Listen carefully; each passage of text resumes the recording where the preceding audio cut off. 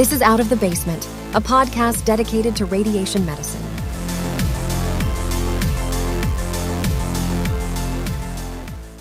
This is Dr. Jason Beckta crawling at you out of the muddy Vermont mountain basements, here with another episode of Out of the Basement with everyone's favorite topic, American healthcare finances. I really am this exciting in real life, I promise you. And so with the release of the payment model rocker, or the proposed payment model rocker, there have been a lot of conversations regarding the role of Astro and other entities, organizations, individuals working to preserve the reimbursement to radiation oncology. And as a key part of this conversation, when IMRT, or intensity modulated radiation therapy, exploded, and it was an explosion onto the scene in the early 2000s, the decade that followed, huge and unexpected growth in Medicare reimbursement to radiation oncology, specifically for IMRT. And as I can't remember, I don't think I've released these episodes yet, but as there's been kind of drafts or writings or things, this kind of artificially buoyed radiation oncology as a whole for that decade, because as many will recall, with the sky is always falling mantra in the 90s, there was also concern about oversupply similar to today, and there was a lot of contraction and kind of gearing up for a hard road ahead. And then IMRT happened and gained widespread adoption in the early 2000s, and then there was this decade of just reimbursement. And this did not escape the government's notice. And so then, about after 10 years or so, starting in 2010, 11, 12, somewhere around there, there really was a concerted effort to significantly reduce reimbursement for radiation oncology, specifically IMRT, but radiation oncology as a whole. And it should be noted that this was not isolated to us, that there has just been a general recognition that procedural-based specialties, generally the way the Medicare system is written, benefit from procedures, and the less procedure-based, more cognitive-based specialties, primary care, don't benefit as much. And so there has been attempts to equalize those reimbursements over the last 10 years, with the definition of equal varying based on who is defining the word. But it's worth pointing out that it's not just radiation oncology. There are many stories.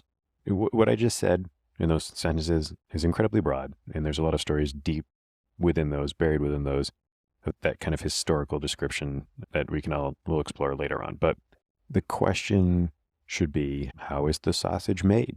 When a society or entity or individual or organization claims to have influenced reimbursement, what does that mean? How does the system work? Because of how small radiation oncology is, still too many of us, still small, still too many. There aren't really a lot of players in this space of reimbursement influence and whatnot. That means we only have a handful of professional societies, a handful of billing agencies, consultants, vendors, whatever. There's not a lot of them. Billing agencies in particular is an oligarchy, which is a whole other thing for a future episode. But one of the key players in that space is American Medical Accounting and Consulting, founded in 1983, usually written with the acronym AMAC or AMAC. I'm not quite sure how they prefer to say it. I always just say AMAC when I'm reading it, because I'm not exactly just talking about billing companies out loud all the time, but they're probably one of the biggest players in this space. And so of AMAC, there is an individual named James Hugh III, with several letters after his name, as we all like to do. And he's the senior vice president of AMAC and handles all the issues regarding documentation, EHR, compliance, coding, reimbursement, practice management, training, reporting, all the things that a senior vice president would do. As a warning, disclaimer, this is going to get confusing. It's always confusing. Everything is, because man has not created a more Byzantine system than Medicare reimbursement for American medicine. So we're going to try to define a few terms, because the story's crazy, but you need to understand a few things. Here's an excerpt. I'm bringing back my AI British buddy because I like that. Here's an excerpt from a paper discussing the key for us, CMS payment systems, MPFS, and HOPS. CMS utilizes 3 different payment systems to reimburse healthcare services. Physician office payments are paid through the MPFS. Hospital outpatient services are paid through the Hospital Outpatient Prospective Payment System, HOPS. The hospital inpatient payments are made through the IPPS. CMS recently proposed a new coverage pathway that is dependent on FDA market authorization for breakthrough devices called Medicare coverage of innovative technology. CMS has tools within each system to make payments. Within the MPFS, the tool is the Current Procedure Terminology, CPT code set, maintained by the American Medical Association. In HOPS, CMS utilizes a combination of CPT codes and Healthcare Common Procedure Coding System, HCPCS codes for payment.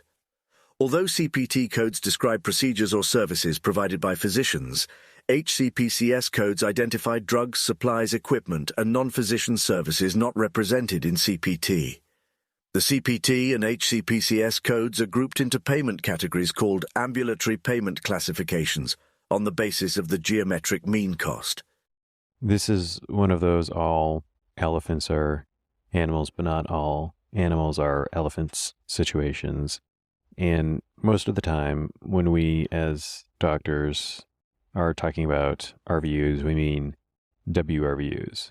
And WRVUs are a component of the Medicare payment. So just to recap, the payment made from Medicare to a doctor for a service is calculated as the sum of the WRVUs, practice expense RVUs, and malpractice RVUs, which are corrected for based on geography.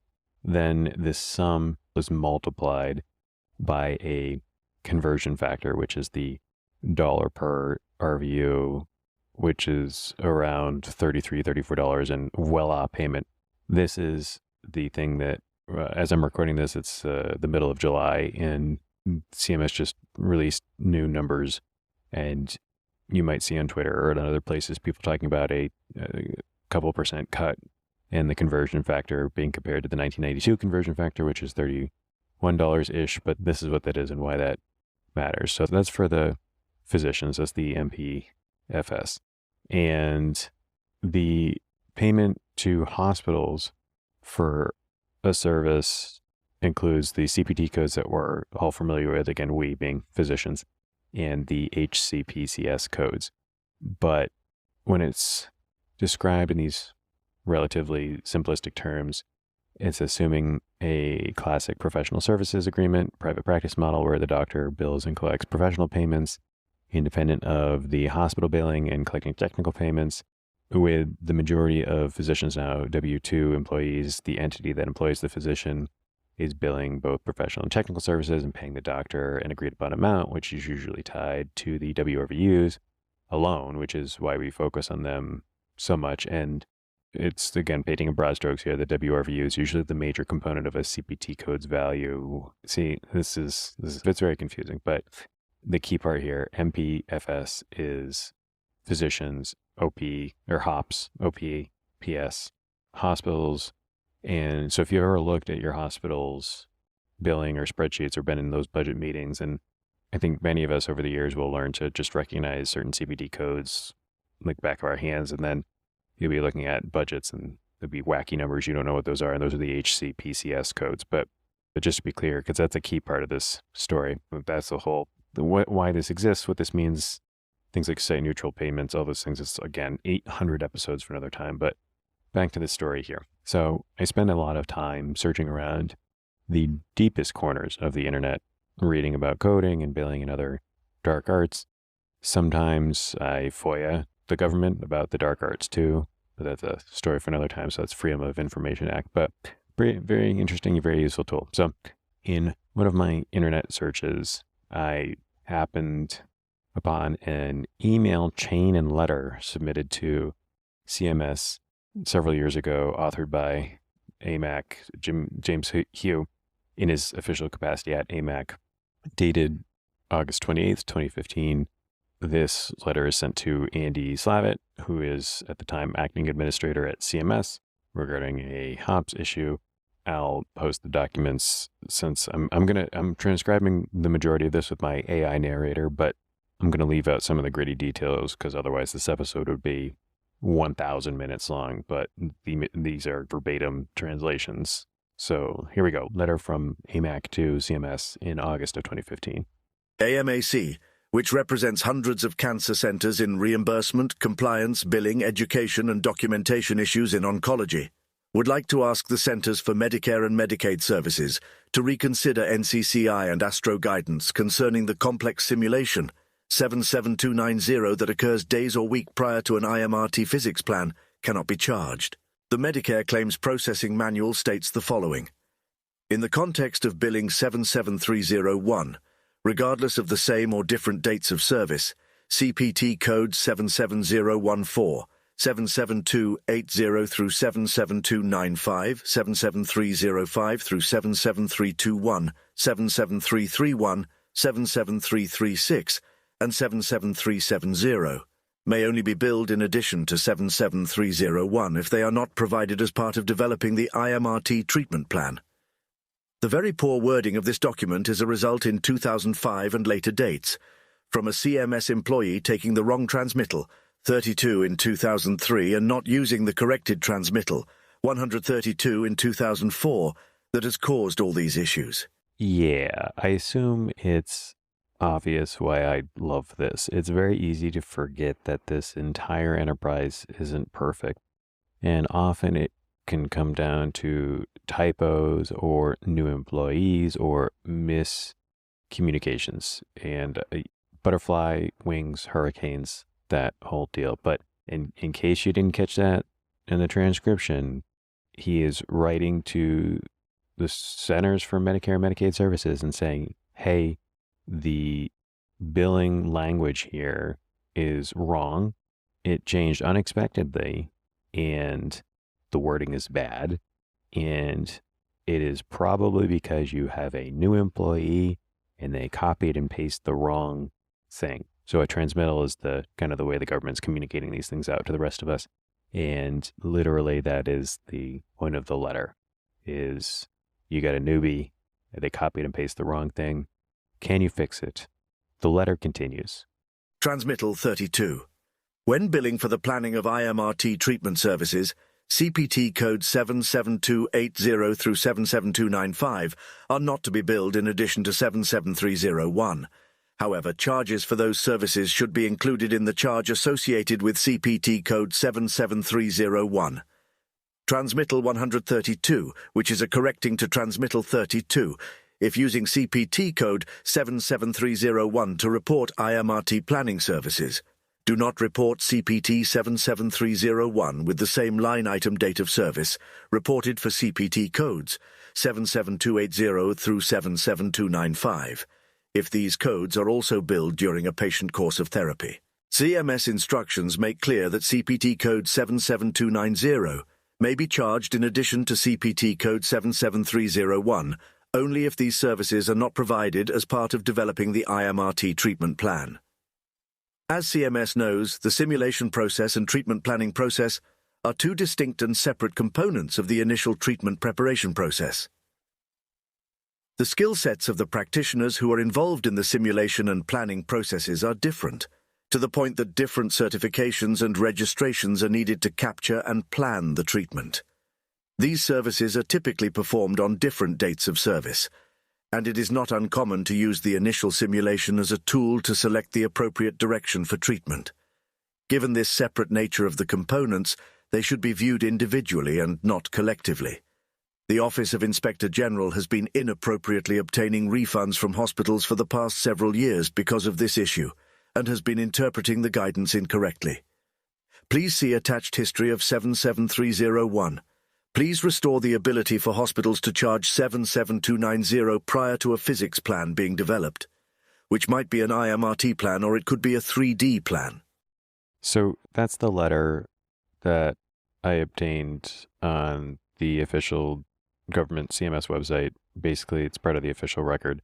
Just to clarify, or redefine and use normal English language in as much as we can, because that is a lot of numbers. This is why this is so hard, is because that was a lot of mumbo jumbo.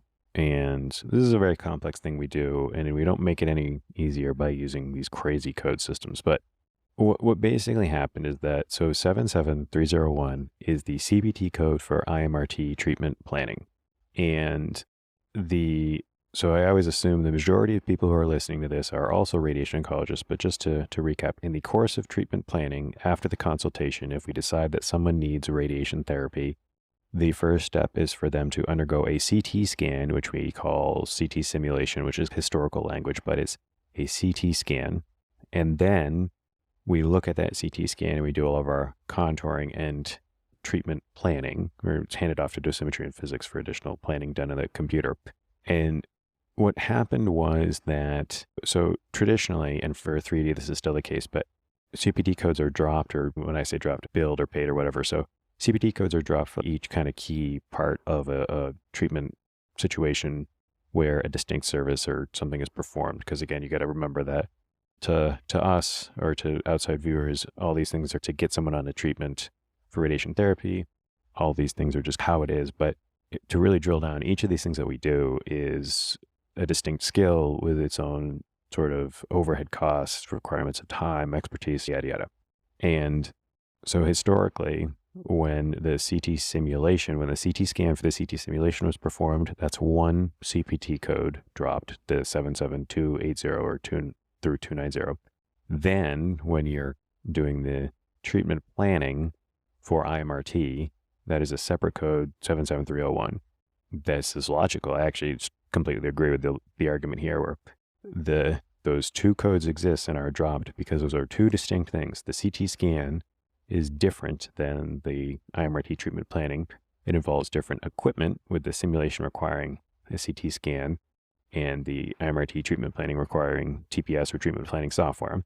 The CT scan, CT simulation requires different personnel, so that's usually the radiation therapist and the physician, whereas the IMRT treatment planning involves dosimetry and physics and the physician, and you should be able to charge both of those because those are two distinct things. What that language is, and kind of the confusing transmittal, what it used to say in the corrected in transmittal 132 is that you cannot bill the simulation code and the IMRT treatment planning code if they are done on the same day. But you can bill the simulation code and the IMRT code if they are done on different days. And then that was how it was going, at least on the HOP side, for many years. And then this new language unexpectedly came out, and it was changed to you can't ever bill those two together. And what the argument in the letter, which again is also how it is, and I agree with it, is that the CT simulation, the CT scan, is often it's rarely those things, because to think about it, the CT scan, CT sim is usually done days to weeks before the IMR treatment plan is done. It is very uncommon to have a CT simulation done. The physician contours everything, dosimetry physics does all the planning, the physician approves of the plan. It's it rarely, almost never happens where that's done on the same day. So it's usually done the CT sim, and then the stuff happens days later. More, and this is definitely my practice, this is the argument then, this is how I do it now. The CT simulation data, the scan, the DICOM file that is obtained from the simulation, is used to help determine whether an IMRT plan is appropriate or not. And again, this is my current practice, where we'll have a CT sim booked, and the radiation therapist or whoever's doing the prior auth will come to me and ask me if I want to do 3D or IMRT, and I answered them, I am not sure. I need to see the scan. I need to see how this turns out. And then I will do my part of things, and I will ask frequently, or not frequently, but I'll ask dosimetry physics to please provide me with a comparison, or to try to start doing a 3D plan. And if it looks like we're going to blow OARs out of the water, to then switch over to IMRT. And so that's the crux of the issue, is that these are two distinct things, and CMS is saying, oh, we can't do it. But more so, it's that this was fixed, or quote unquote fixed, in the transmittal 132, and then it was changed unexpectedly. And the belief is that it was done by an employee kind of copying and paste it. So again, all public record. And at the end of the letter, he writes, see attached history of 77301. There is a second PDF on the website, which is what he appears to be the attachment he sent. It's an amalgamation of old emails, a screenshot of the Astro codebook, and starts with a long narrative that was seemingly written for the AMAC listserv audience. It's weird that it was sent to CMS in this format, but hey, what do I know? The attachment begins. In the past, AMAC has discussed hospital issues with Astro, but since the society is more physician-oriented, we were told by the members that we will assist you and aid you, but AMAC is on its own with regard to OPPS. I think, as we have more dialogue with members, it has become more evident that hospitals have been neglected, and physician issues forced on hospitals over the past several years, as Astro is not a hospital organization. Another discussion, another time. Since the Medicare physician fee schedule, MPFS, is in one galaxy, and the outpatient prospective payment system, OPPS, is in another galaxy, many times what happens on physician side with RUC and RVUs has no bearing on hospitals, as the payment systems are as different as night and day.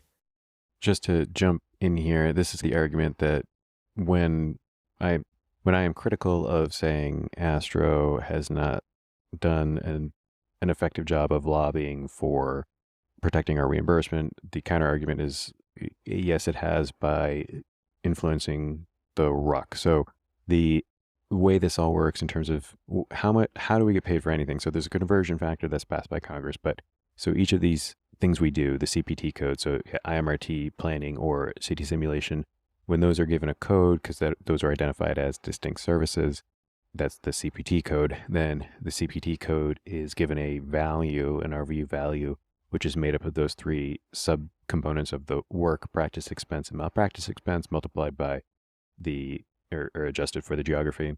That the way that is done, because when this was all invented in the 90s, so this was all created by the Harvard researchers in the late 80s, and then this kind of was proposed and implemented in the 90s and adjusted ever since. The government can't by itself accurately or even hope to write all CPT codes for all of medicine by itself. That's an insane thing, right? And there's like thousands and thousands of CPT codes. Recognizing this, they take input from the AMA, the American Medical Association, has the RUC panel or the RUC committee, and that's a group of, I think it's 31 members, but it's a group of physicians, usually appointed by the major medical societies, and they have 3 meetings a year, and they were the ones that initially helped design all the codes. And so those 3 meetings a year is where they look at codes, or people bring issues saying, are the CPT codes valued correctly as technology changes, practices changes, practice expense changes, so on and so forth. So there's a continuing exploration of, do we feel like the value assigned to these codes is still reflective of reality? Do we need new codes? Should we delete old codes? Should we bundle codes? And the argument is that that is where Astro has done its work, where it is lobbying or working with the AMA RUC, which then the RUC submits its proposals to Congress. So the messed up part about all this is CMS. The messed up part about this is CMS can still do whatever it wants. So while the AMA RUC is where all that's where the sausage is made in that regard, where all the nitty gritty details, things are really discussed, they can have a perfect discussion. So individual physician societies can meet and work with the RUC and craft the perfect CPT code valuation. Perfect. The AMA RUC can hand this perfect evaluation to CMS, and CMS can just say, cool, brah, and literally completely ignore it. It's hard. I haven't seen a more recent one, but back in the day, for a long time, basically 90-95% of the RUC recommendations was adhered to by CMS. Then starting about 2013, 2014, sometimes it was dipping and maybe continues to dip as low as like 70-75%. The government, CMS is not beholden to the RUC recommendations, but so that's how far removed we are from all this, where Astro or other societies are trying to convince the RUC. The RUC then decides whatever it wants to do. Then the RUC can submit that to CMS, and then the CMS has to take what the RUC says and do it. That's a lot of points of failure, right? There's a lot of points of issues there. So we're very far removed from how this actually goes. And what AMAC is arguing here, and that's just for the MPFS. So that's kind of where, that's the most important thing to us, is, again, everything kind of dials back to, even if you're employed or private PSAs, that the WRVU is the most important thing for most of us in most situations. And so any sort of, because HOPS is separate, it is not taken through that RUC process, or the RUC is not, doesn't have a point with, or doesn't have any sort of thing to do with HOPS. And this is why Medicare is so confusing, because it's not even just one thing. Like when we say Medicare reimbursement, it is so complex, and this is why we have so many issues, is that then you get, again, going back to site neutral payments, where if you're in a facility, not a facility, Medicare Part A, B, all these things, it's just so complex to so many pieces. But basically, we being physicians are very concerned about all these things in the MPFS, which is AMA RUC. And AMAC here is saying, we notice this error, we've had these issues, we go to Astro, doesn't represent us, or says that it doesn't care about the hospitals. There's a very interesting sort of thing, because AMAC is, I think they make the claim that later there's 800 hospitals that they work with, but that for this portion of Medicare reimbursement, Astro has wiped his hands clean of it and said, you're on your own. And that's why I find this so interesting, these two particular documents that are on the CMS website. Is so that letter that was sent was rather professional. As far as I can tell, this is exactly what was sent to CMS. I found out that this sort of tone, explanation, these things were used, but it is what it is. But so anyway, just to break in, that's the backstory, and the attachment continues. I will send a letter attachment to the members in a couple of days concerning 77301 and 77290, in a better perspective and in chronologic order representing our argument. We will show the costs associated with 77290 that we found a few years ago, 2013, and discussed with members, which included the CT simulator, the CT, not the simulation, and how we might better explain 77290 is not included into the 77301 IMRT planning. The simulation procedure happens days before planning starts for all parties, physicians, freestanding, and hospitals. Everything I can find in 2015 does not state the initial simulation is bundled into the IMRT plan. The only other mention of this is the NCCI manual, which is so riddled with errors in version 21.0 and 21.1 they probably got this wrong as well. So I personally think this is the physician work in the worst-case scenario, and the technical for both the freestanding and hospitals should be unaffected.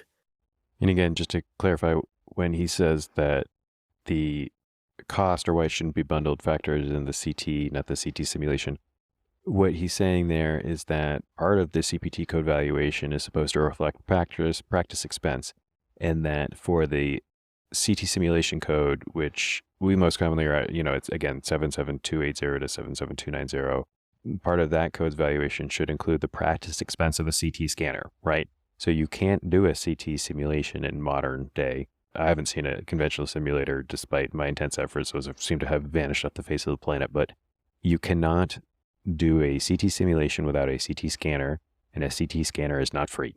So the value for that code should include the practice expense of acquiring and maintaining a CT scanner. This is distinct from 77301 IMRT Treatment Planning, because the practice expense of that would be things like computers or a TPS like Eclipse or whatever treatment planning software you're using to do that.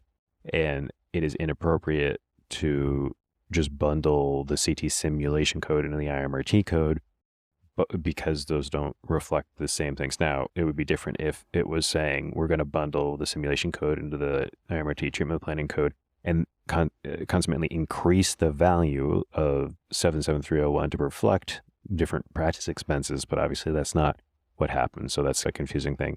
The NCCI, the correct coding initiative thing, that's a whole other story for a whole other day, but I love that it's riddled with errors. It continues. This is heating up, everyone, so can we get a consensus sooner than later? It would be great, as I'm tired of all the phone calls that I did not generate. We will discuss actual real-life scenarios and dispense with trying to interpret the analytical, which may or may not apply to practical applications. The patient is seen by the physician and has received much information, but more times than not, still needs more information. So the intent-first prescription, clinical treatment plan, is given to the staff usually on the day of the CT simulation after the visit. It seems someone has rewritten the 77261 to 77263 and included many items that do not occur on CT simulation day and occur after physics planning has started. This is from Astro 2015. Treatment planning requires correlation of physical exam findings with imaging studies and special tests to delineate the precise extent of the tumor volume or area at risk, which then leads to determination of the various target volumes to be simulated, the immobilization devices to be used, and the optimal time or dose fractionation factors to be used. We have, for 3 decades, explained to physicians, government, third-party payers that clinical treatment planning is a procedure code that is constantly active and changing throughout the course of treatment. It does not happen in one day. It is a process that continues throughout the course of therapy. Maybe we need more RVUs. When we bill the procedure, it is the day of the first intent by the physician so staff can start somewhere. The clinical treatment plan, for example, could be finished and finalized a week before the final treatment in a 40-fraction course of therapy with Boost. A problem could be if there is only one physics plan, and the intent, say, was given on Friday, and the plan finalized the next Wednesday, and the treatment is IMRT. Astro is now stating because the dose is finalized, reading the full definition, the physics plan is finalized, and now the final clinical plan is finished, we will bill on physics plan date. This is obviously wrong because we have an edit, and clinical plans can never be charged on the physics plan date. These edits were put into place on IMRT code 77301 back in 2002. And we left this edit because how can you start an IMRT plan without a prescription? Intent. That is why we left the edit. You cannot bill 77301 IMRT plan with 77263 clinical treatment plan prescription. So in the real world, an intent is given by the physician and staff then go to work to determine how they will treat the patient, and only until the physics plan is finalized and approved do you really know what is going to happen to the patient, and the final clinical plan is known. I love this so much. I just want to scream. I want to play that from the rooftops continually. And so this is a great sort of illustration of what CPT codes are, because this is a very confusing thing. But if you think about the process of care, so if I want to take someone through a course of radiation therapy, the things that start after the consult where that decision is made. So we have the CT scan, which is the CT simulation, the decision about what that plan is going to be, and then the treatment planning. Let's say we have someone who's going to do head and neck VMAT, 70 gray and 35 fractions. Step 1, or code 1, you have the CT sim.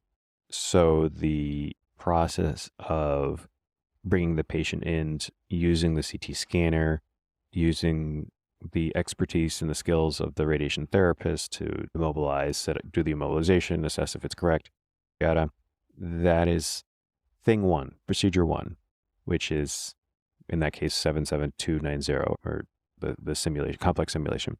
Then I, as the physician, the clinical treatment plan at that point, I am deciding in this moment in time, I am likely I want to do 70 gray and 35 fractions utilizing volumetric modulated arc therapy. Personally, I like dose paint, so I'll do 70 gray, 63 gray, 56 gray in delineating different sort of nodal levels, organs at risk, concurrent chemo, blah, blah, blah. But that is my clinical treatment plan. When I do my contouring and stuff and dosing physics, create a plan VMAT that's 77301, which is that. So those are 3 distinct things: the scan, my decisions about the plan, and the execution of that, or the actual treatment planning. And so 1, the government is saying, oh, you can't charge the CT simulation and if you're going to do IMRT, and which is how it is today. And then what Hugh is arguing here is that you can't just open and close the book. You can't just shut the door on the clinical treatment plan and just say done is done. And this is, my head and neck example is a great reason why, because maybe the patient will then, so part of the treatment plan, I will say, okay, I want to start on this date 1 week from now. What if the patient goes and gets dental work done, gets tooth extractions, swelling can't fit? I then decide, as part of the clinical treatment plan, we need to delay by a week. And then what if he has then we can get at the adaptive argument where what if then the patient, the tumor response is great and I need to replan. I'm changing all of that. Is the clinical treatment plan is that entire decision process where at each of those steps.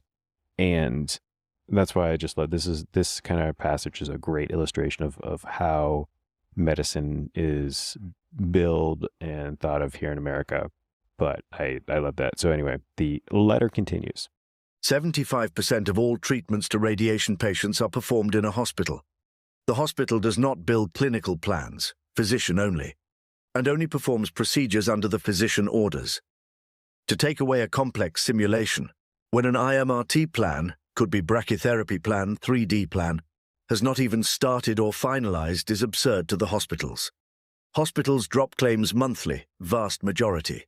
So if an intent is given for 3D planning on a patient, for example, on May 29th, Friday, and the CT simulation is performed, it should actually be named simulation CT as that is the order it occurs. The claim drops to the payer on June 3rd, and on June 4th the physics plan is finalized, and the staff and physician decide 3D is not appropriate treatment, and IMRT was necessary. The simulation was already billed to the payer on June 3rd, and now we have committed fraud because of Astro's new statement that the simulation which happens before the physics planning even starts cannot be charged. Physician normally bill weekly, so the same scenario could occur. We will be filing fraudulent claims. What puzzles AMAC is that the CPT codebook, CPT Assistant, and the CPT changes mention nothing of this, and was carefully crafted by Astro and ACR. CPT Assistant 2009.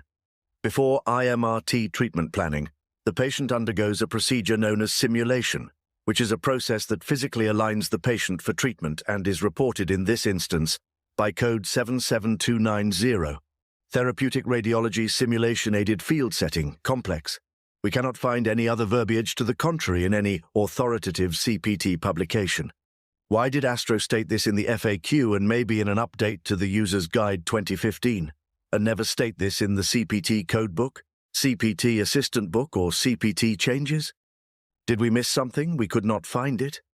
If there is nothing, as we suspect, then that makes Astro the outsider and not a true guide, or someone missed adding this to the many AMA publications. That passage brings up an excellent point about Astro being an outsider, in that we need to remember that we all talk about and discuss and use the Astro codebook or the ACRO document or RCC Navigator or things from AMAC, that they're gospel, that they have the truth, and it's more like reading the tea leaves of opinions, and that the passages, the laws, the legislations passed down from CMS are murky often, and that even what is written doesn't matter, and that the only thing that matters would be how it is interpreted when the rubber meets the road. So when there's a MAC audit or when there is a KETAM whistleblower case, and you have to interpret situations in light of what is written and who has the better lawyers, and that is the nature of law, politics, of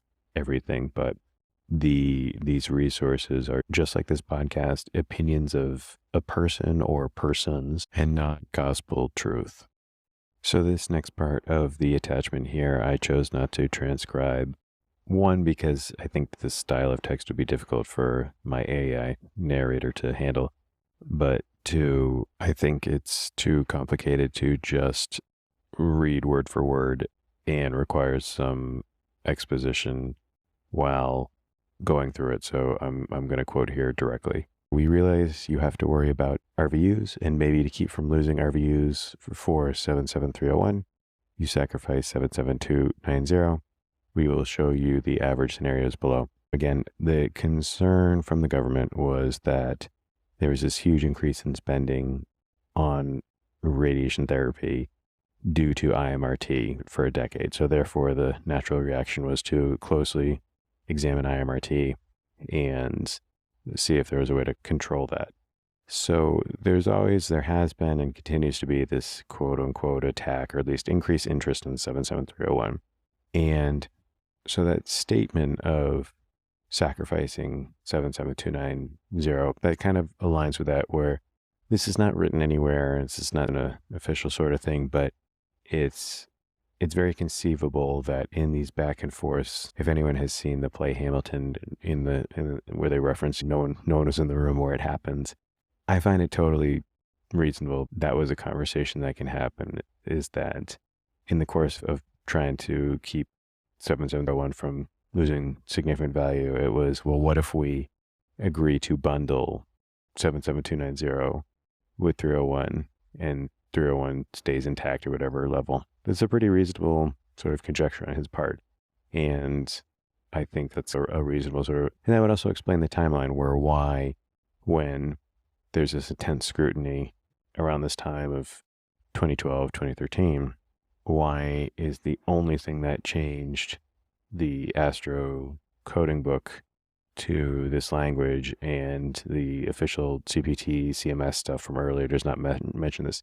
It's a good conspiracy theory. But so then Hugh, in this thing, after proposing that maybe this was sacrificed, he does the math where basically for hospitals that are losing the ability to bill 77290 and he uses an average hospital with 30 patients a day, bills about 450 77290s a year, and they're losing 70,000 in Medicare dollars and 180,000 non-Medicare dollars.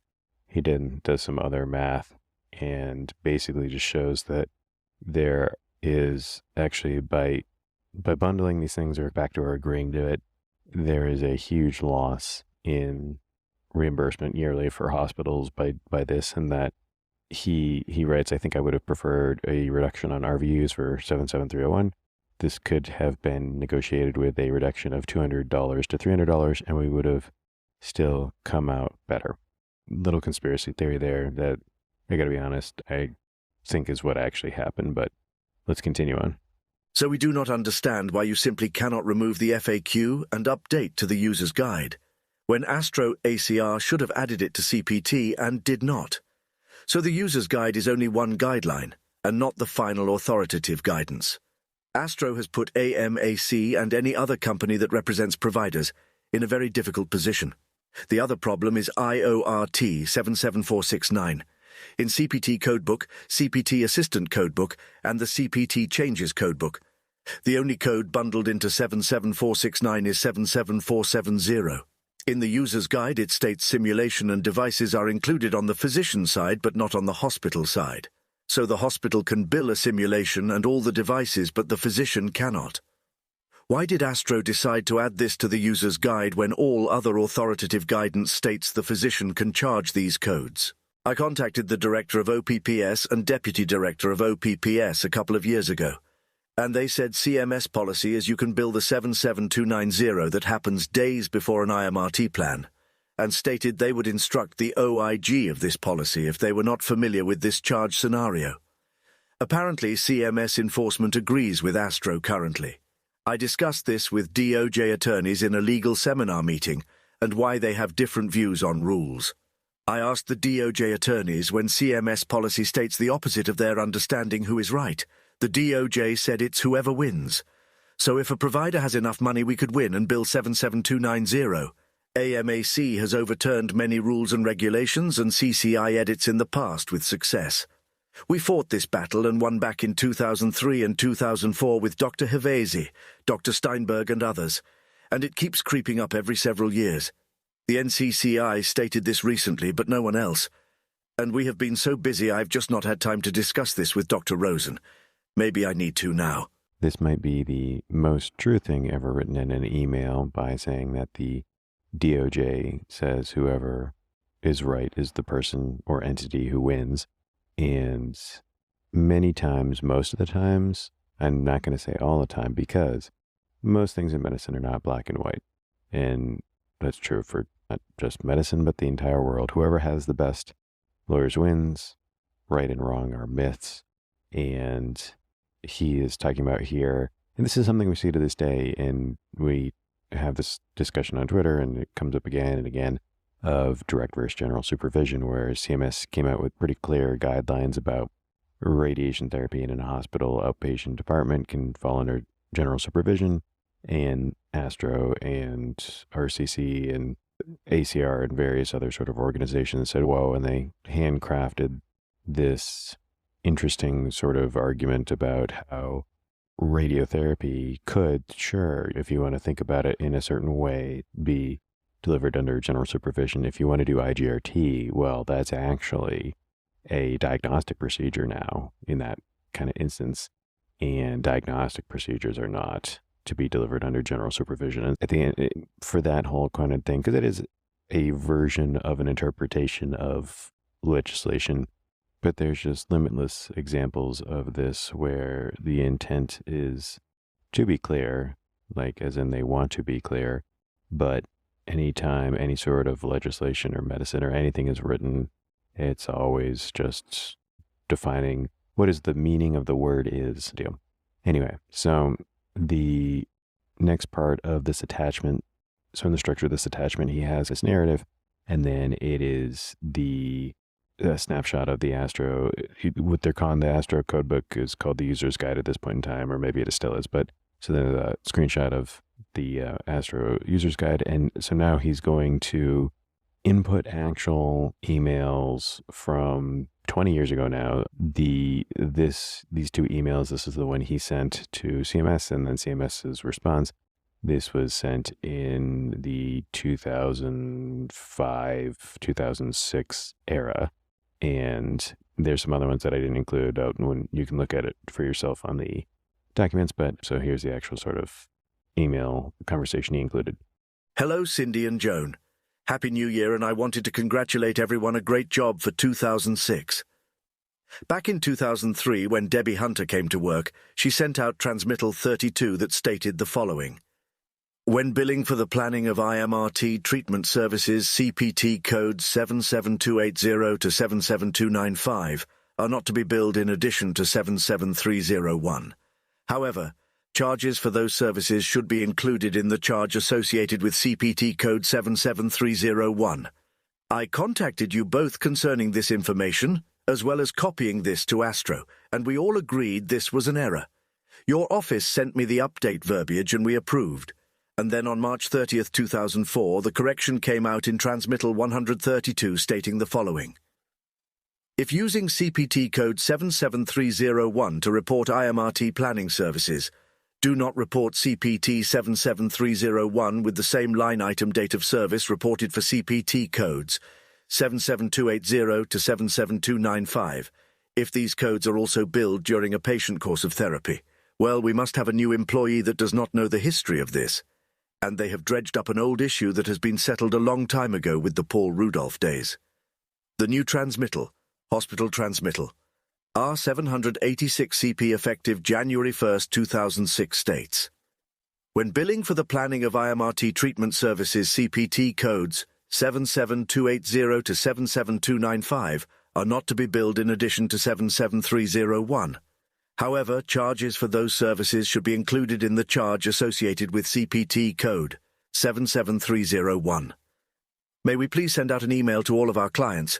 We have over 800 hospitals we work with and 4,000 members in our database, stating this is an error, and also, if possible, when will CMS send out a correction to this incorrect transmittal? Hi, Jim. Thanks for bringing the concern about when to use CPT code 77301 to report IMRT planning services to our attention. We did not intend to undo in Section 10 of Transmittal 804, CR 4250, issued on January 3, 2006, what was stated previously in Section 2, A of Transmittal 132, CR 3154, issued on March 30, 2004, regarding when to report CPT code 77301. However, we want to double-check that we have identified all of the appropriate therapy codes. We will then clarify how 77301 is to be reported in the April 2006 CR updating the OPPS, which we aim to issue at least 30 days prior to the new quarter. So I'm not sure what other emails were exchanged subsequent to this. It is not included in the attachment that's in these two documents here. So I went through and I checked the April 2006 CR transmittal, and this is what I found. So again, the AMAC sends CMS the request to clarify, saying that an old transmittal was copy-pasted. CMS responds saying, thank you for your inquiry, but then saying that they'll look into it and they want to be sure, and they will issue their clarification in the April 2006 transmittal. And there's no other emails in that attachment. And here's the actual April 2006 deal from CMS. We have received several inquiries seeking clarification of the appropriate billing of certain radiation oncology services, when such services are performed in conjunction with an IMRT planning service. We have provided such clarification of our billing policy below. Our billing instructions remain unmodified since our issuance of CR 4250 Transmittal 804, issued January 3, 2006. Do not report CPT code 77280 to 77295. When these services are directly linked to and performed as part of developing an IMRT plan that is reported using CPT code 77301. When the above-mentioned services are performed as part of developing an IMRT plan, the charges for these services should be included in the charge associated with CPT code 77301, even if the individual services associated with IMRT planning are performed on dates of service other than the date on which CPT code 77301 is reported. It really feels like CMS doubled down here, where that is very clear to me that they're saying we've gotten a bunch of questions about this, and if you are billing 77301, you cannot bill 77290 CT simulation, even if it's on a different date. And that's very strange to me, because in this attachment, he includes this email exchange, and the response is saying, check the 2006 transmittal. And then if you check that transmittal, it actually says, nope, we're sticking to this can't bill it thing. And then there's nothing. The next in the attachment timeline there, AMAC does emails from 2003, 2004, then this exchange from 2005, 2006. And then all this kind of comes to a head in 2015. And there's also references to 2013 and stuff. But basically, there's at least a 6-year period there where, from my reading of this listserv, these emails and stuff, where they thought this wasn't a problem. I haven't personally gone through, and maybe this is corrected in a later transmittal, like later in 2006 or 2007, or I'm not sure, because basically this whole email and attachment is very granular, and this seems like a weird thing to leave out, where I don't know if that's intentional or whatnot. And I have gone back and forth, short of me doing yet another FOIA request to CMS, which takes a long time, and maybe I'll end up doing it anyway, but I can't find anything in the government. There's various FOIA reading rooms or FOIA libraries or things. I can't find anything else other than this sort of exchange from Hugh and AMAC to CMS. Here is the final part of this attachment in the email to CMS. It was too late to get this mistake fixed for the hospitals, and we missed the introduction into the 2016 proposed rules for hospitals coming out in July. CMS would not budge to introduce it. This simulation IMRT plan error is a MPFS physician, RVU RUC issue, and should never have affected hospitals. We have very little pro-provider advocacy anymore, and ASTRO is a physician organization. Hospitals receive the same reimbursement for 772953D as they do for 77301 IMRT plan. Unlike the physicians, where the allowables are higher for IMRT planning, and mistakenly simulation was thrown in as bundled at the end of 2013. It has never been bundled, and only until late 2013, when this mistake occurred, did ASTRO have a problem on the physician side. Simulation nor CT are bundled into the 77301 IMRT plan APC payment. This is going to result in a minimum of a $250,000 plus loss due to this error for an average hospital. There is not much we can do on the physician freestanding side but get the 77301 revalued again, and apparently this is not an option. The problem could arise where the OIG, whose consultants who are not pro-provider, could ask for monies back. This you will not have to refund if you have a good billing department and know-how and data. So after our meetings with CMS in July next month, We're going to need all you hospitals to chime in so we can get a separate ruling from CMS OPPS, so either hospitals get an increase in 77301 or we can bill the simulation prior to an IMRT plan. Remember, the squeaky wheel gets the oil. If we sit back and do nothing, that is what you will get, nothing. The squeaky wheel gets the oil is really the point of me making this podcast. Just to summarize, because this is a pretty dense and complicated sort of tale, this is a letter that was sent from a very large billing agency representing radiation oncology practices, institutions, hospitals, to Centers for Medicare and Medicaid Services back in 2015, stating that they had noticed without explanation that CT simulation 77290 was bundled into IMRT Treatment Planning 77301, and this was discussed previously in the prior decade, and it was the result of an employee inappropriately copying and pasting an old transmittal, and that the hope of AMAC is that this will be addressed. Then the attachment included in this letter details this very long story about how James Hugh calls Astro a quote-unquote physician organization and uses it in a negative connotation, saying they don't really support the hospitals and that this wasn't an issue on the hospital outpatient side, on the HOP side, because it was fine on the MPFS side, and that Astro in the code book went rogue and broke from what the other official CPT sources said about 77290 and 301s being bundled. And he produces these various sort of prior email exchange to back this up, and then encourages additional hospitals to chime in on this and posits a conspiracy theory that perhaps this was sacrificed, that the 77290 bundled into 301 was sacrificed as a way to preserve the value of 77301, which has been and continues to be targeted by CMS for reduction because of the cost of IMRT. And it's a high tide raises all ships.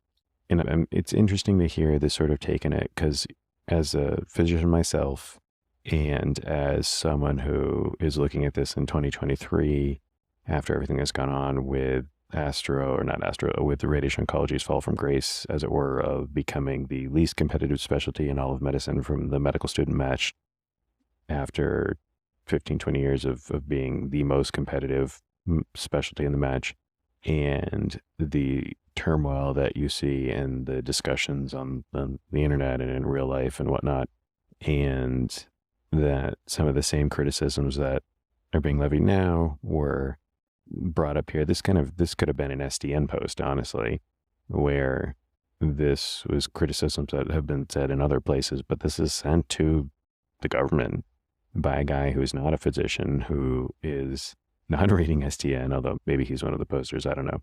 And I have to say, I agree with everything he says here, where it's 77301 does not account for practice expense of the CT scan, the CT scanner, and that it really is not reasonable for kind of it to be bundled, and that it does seem likely that maybe this was a sacrificial lamb and so on and so forth. Whatever. The point of making this podcast, of social media presence, of the things I'll talk about in the future, of founding a nonprofit and Amber and Cold Light and all these things aimed at radiotherapy advocacy, this is how the sausage is made. But I don't want to make sausage. I want to make a turducken. I want to stuff one delicious food inside another delicious food, cook it to perfection, and share it with my friends and family, and everyone benefits. Whether or not legacy organizations or supporters of the establishment or whatnot, if they want to make better choices, that's up to them. I think no matter what any of us do, we're in for a rough 5 or 10 years, but I really believe that the future is bright based only on the brilliance and compassion I see in my early and mid-career colleagues. Those of us who are in the trenches, as it were, we just have to have hope. This is an infinite game. It's not one where we can win or lose. There's no scoreboard. There's no clock. We just have to not quit. Back to out.